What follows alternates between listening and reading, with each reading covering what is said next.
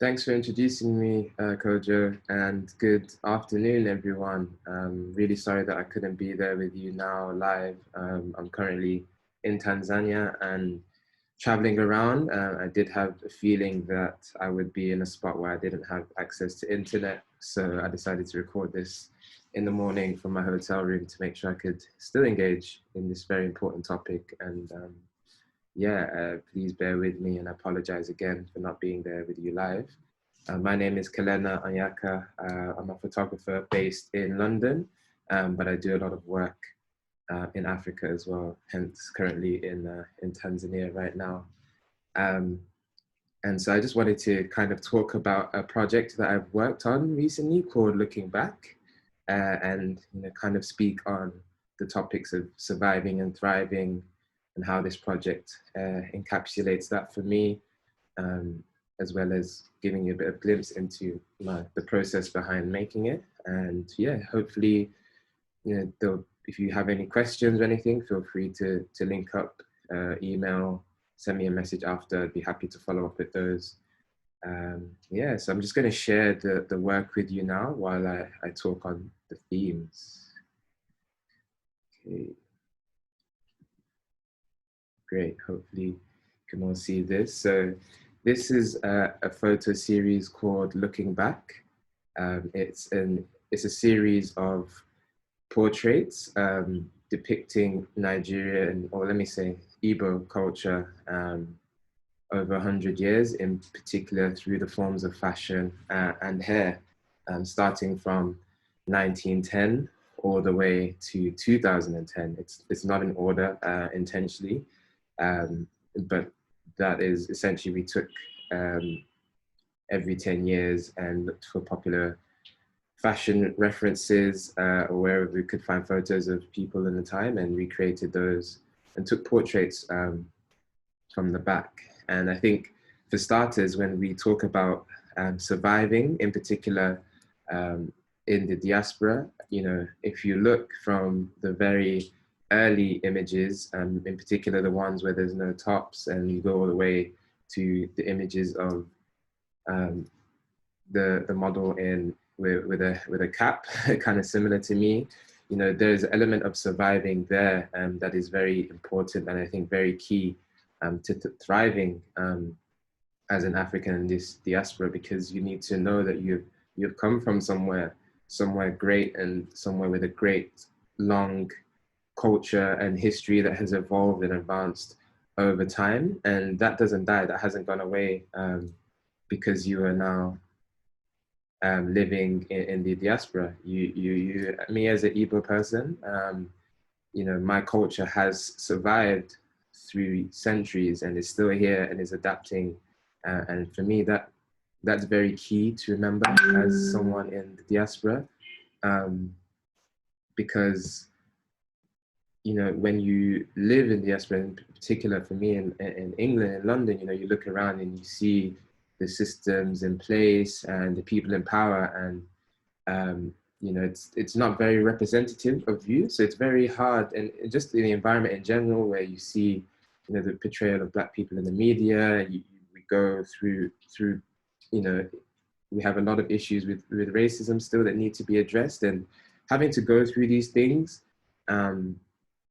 in the diaspora, I think is very hard. And in order to survive, you need to kind of find a way to understand or find your identity and hold on to that, but also take what you can from that and adapt and in a way, or adjust it in a way so that you can live here, so that you can survive. So I'm British Nigerian. That's very key. I will never say that I'm just British, and at the same time I can't wholly say that I am just Nigerian, because I grew up mostly in Britain. But that is very key, to make sure that Nigerian, I hold on to it as much as I can, and I take what I can from it and adapt it to help me live here in the UK.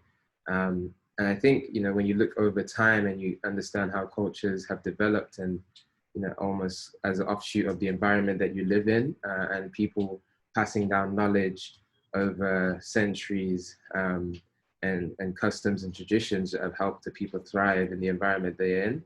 You know, when you understand that, then you understand that culture and traditions and things like that do adapt. So as someone in the diaspora, it's almost harder, right? Because you don't have the 100 years of experience or knowledge being passed down to you easily, for someone that is actually very much like you in terms of being both um, African and growing up outside of Africa. So sometimes you have to do a lot of that thinking and understanding for yourself.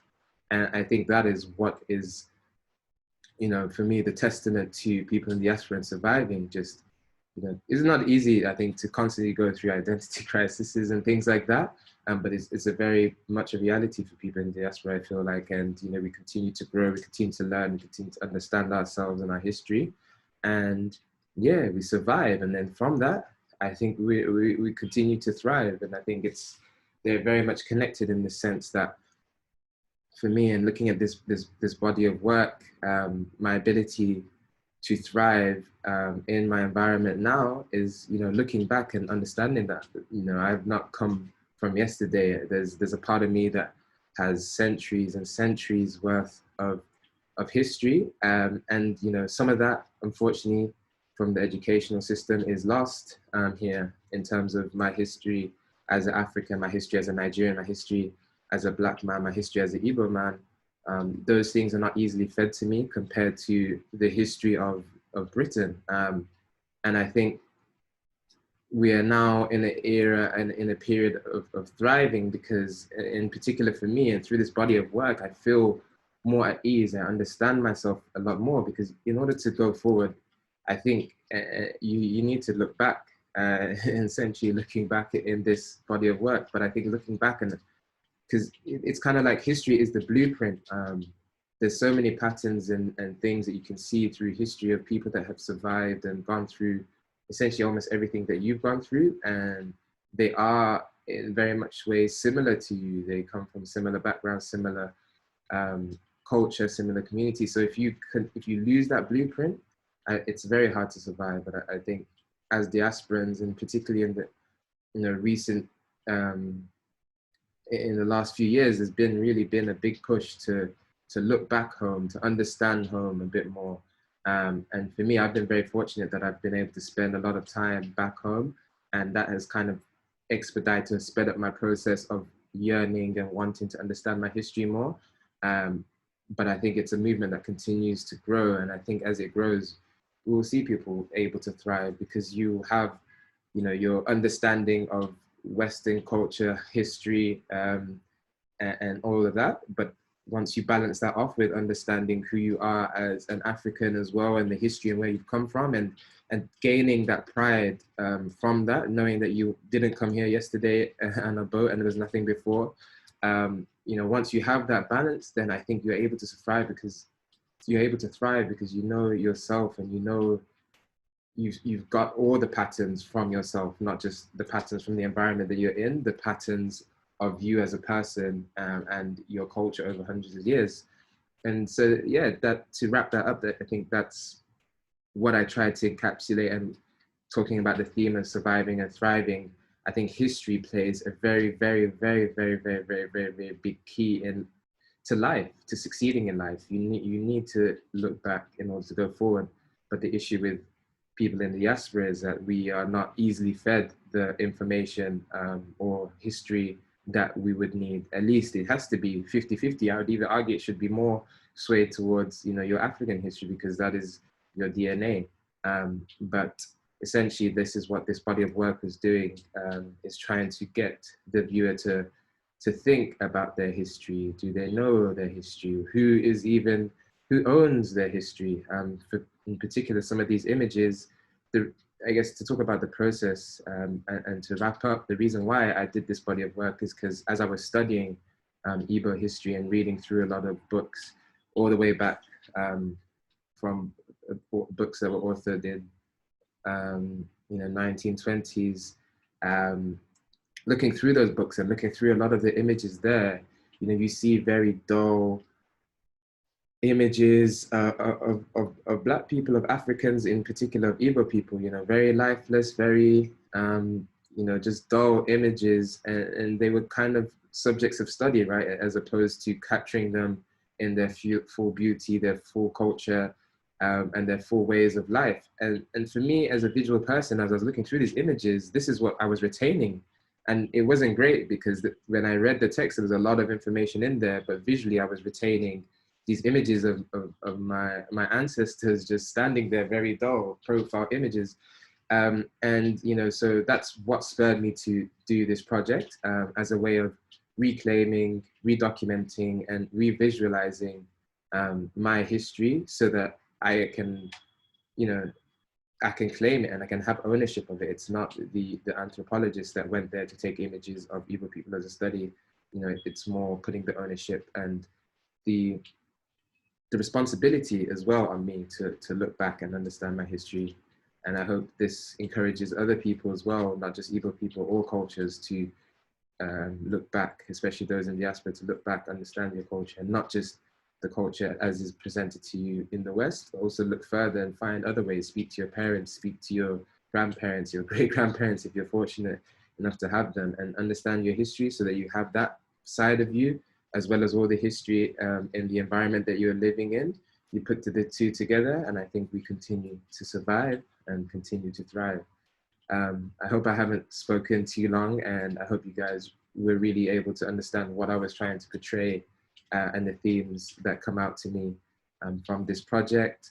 It's actually currently on display in Liverpool at the Open Eye Gallery. So if anyone has a chance, feel free to go there and check it out at the digital window.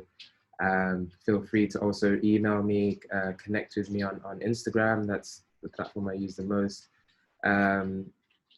And yeah, and I just wanted to quickly just tap out by saying, you know, if you can in any way, read up and understand what is going on in Nigeria right now, in particular the End SARS movement.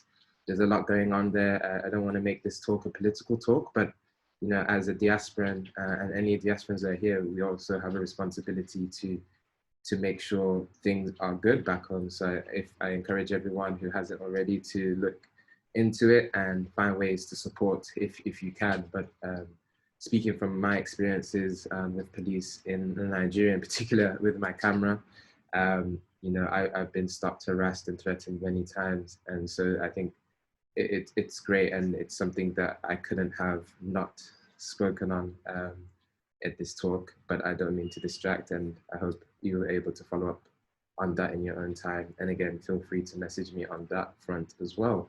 So yeah, thank you so much, everyone. Thank you, Kojo. Thank you to LSE. I'm actually LSE alum. I did finance there. And so this is actually a great opportunity to come back as an artist, not a finance grad. But yeah, thank you so much. And I hope you all have a great day.